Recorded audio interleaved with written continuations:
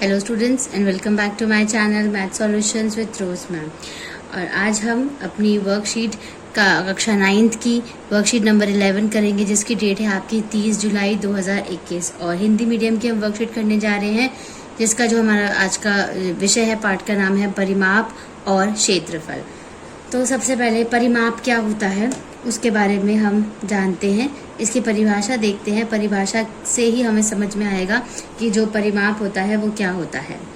किसी बंद समतल आकृति की सीमा के चारों ओर की दूरी उसका परिमाप कहलाता है। ठीक है, किसी बंद समतल मतलब प्लेन होना चाहिए, है ना, फ्लैट सरफेस होना चाहिए उसका, समतल आकृति की सीमा के चारों ओर की दूरी, की सीमा के चारों ओर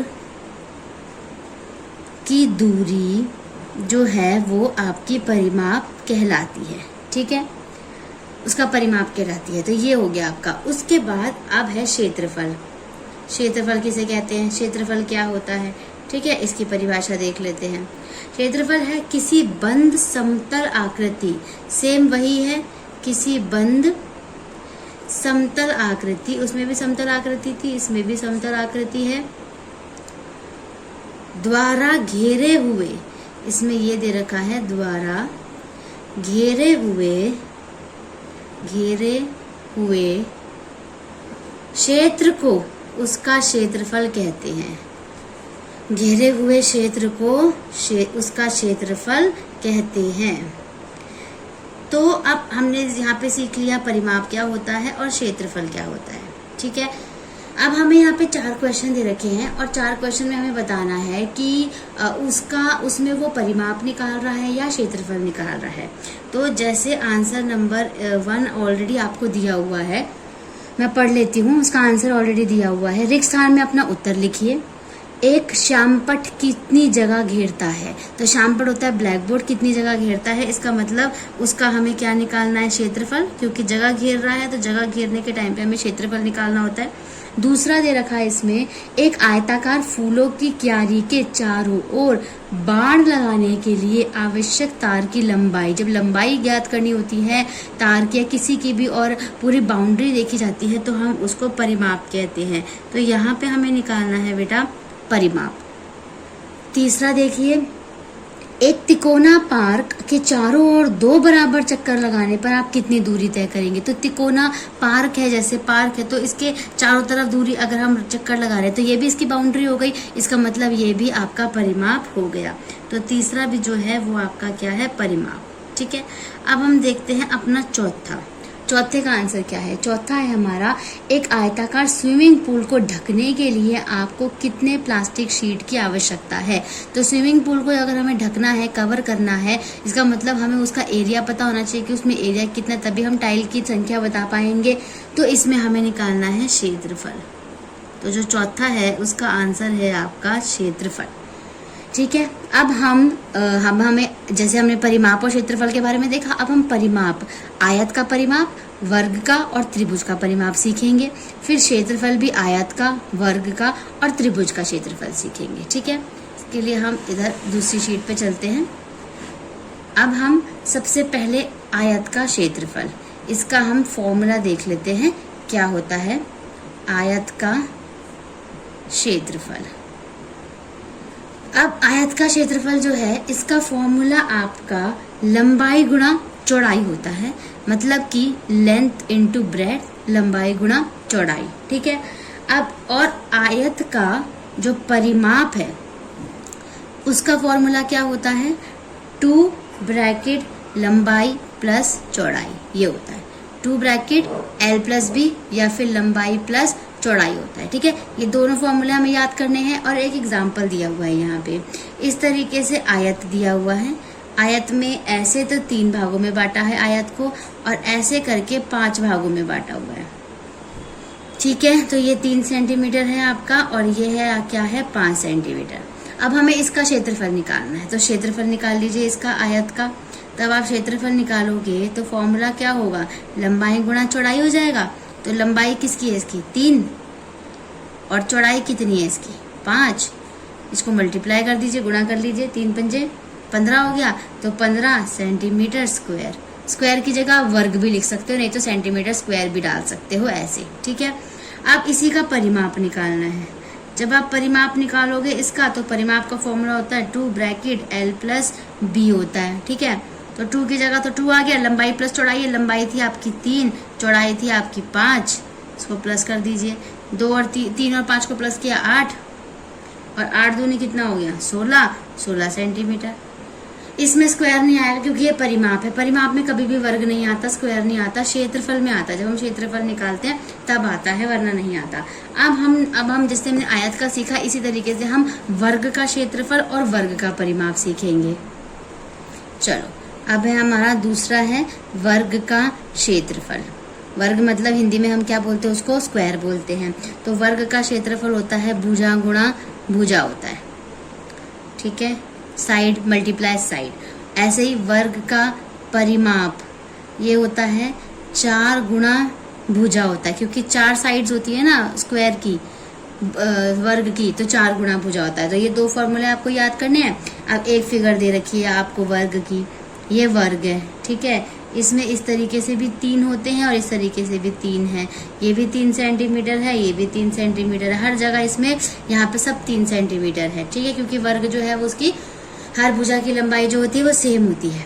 अब इसका क्षेत्रफल निकालना सीखते हैं। वर्ग का क्षेत्रफल कैसे निकालोगे आप, भुजा गुणा भुजा होता है ना, भुजा गुणा भुजा। तो भुजा कितनी दे रखी है इसकी, 3 दे रखी है, तो 3 को 3 से गुणा कर दो, 3 तिया 9 सेंटीमीटर स्क्वायर हो गया। अब इसी का परिमाप निकालिए वर्ग का। वर्ग के परिमाप का फॉर्मूला है 4 गुणा भुजा। तो 4 तो 4 ही आ गया बेटा, लेकिन जो भुजा है वो कितनी दे रखी है 3, तो 3 सेंटीमीटर। इसको गुणा कर दो, 4 तिये 12 सेंटीमीटर। यहाँ पे सेंटीमीटर आएगा खाली, यहाँ पे स्क्वायर नहीं आएगा, और यहाँ पे सेंटीमीटर स्क्वायर आएगा। इस बात का आपको ध्यान रखना है। अब वर्ग के बारे में पढ़ लिया हमने, आयत का पढ़ लिया, अब हम पढ़ते हैं त्रिभुज के बारे में। चलो, अब हम तीसरा अपना देखते हैं त्रिभुज, जिसकी कितनी भुजाएं होती हैं, 3 भुजाएं होती हैं। तो त्रिभुज का क्षेत्रफल, त्रिभुज का क्षेत्रफल का फॉर्मूला होता है 1/2 गुणा आधार गुणा ऊंचाई, आधार गुणा ऊंचाई होता है, ठीक है। या फिर हम इसको आधार को बेस B से और ऊंचाई को H से भी लिख सकते हैं, ½ × B × H, ये आपका फॉर्मूला है। ऐसे ही त्रिभुज का परिमाप, इसका फॉर्मूला क्या होता है, त्रिभुज में 3 साइड्स होती है ना, तो तीनों साइडों का, तीनों भुजाओं का योग होता है। तीनों भुजाओं का योग जो है वो आपका परिमाप होता है, तीनों भुजाओं का योग। इसके लिए एक फिगर दे रखी है आपको, समकोण त्रिभुज दिया हुआ है। समकोण त्रिभुज में 90 डिग्री का एंगल होता है। ये 4 सेंटीमीटर दिया है, ये 5 दे रखा है, और ये आपको 3 दे रखा है, ठीक है। इसका क्षेत्रफल निकालिए त्रिभुज का। क्षेत्रफल क्या होगा, ½ × आधार गुणा ऊंचाई होगा। तो आधार क्या है आपका, ये 4 सेंटीमीटर, और ऊंचाई कितनी है, ये वाली 3 सेंटीमीटर। 2 से इसे कट कर दो, 2 दूनी 4, 2 को 3 से मल्टीप्लाई करो, 2 तिया 6 सेंटीमीटर स्क्वायर। परिमाप निकाल लो इसका। परिमाप में क्या होता है, तीनों भुजाओं का जोड़, मतलब 5, 4 और 3 को जोड़ना है। 3 + 4 + 5 जोड़ दीजिए सबको, 5 4 9 और 3 12 सेंटीमीटर। तो अभी तक हमने 3 जो है आकृतियों के बारे में जान लिया कि उसका क्षेत्रफल, परिमाप, त्रिभुज का, आयत का और वर्ग का। अब हमें यहाँ पे कुछ क्वेश्चंस दिए हुए हैं, अब हम उन क्वेश्चंस के आंसर सॉल्व करते हैं।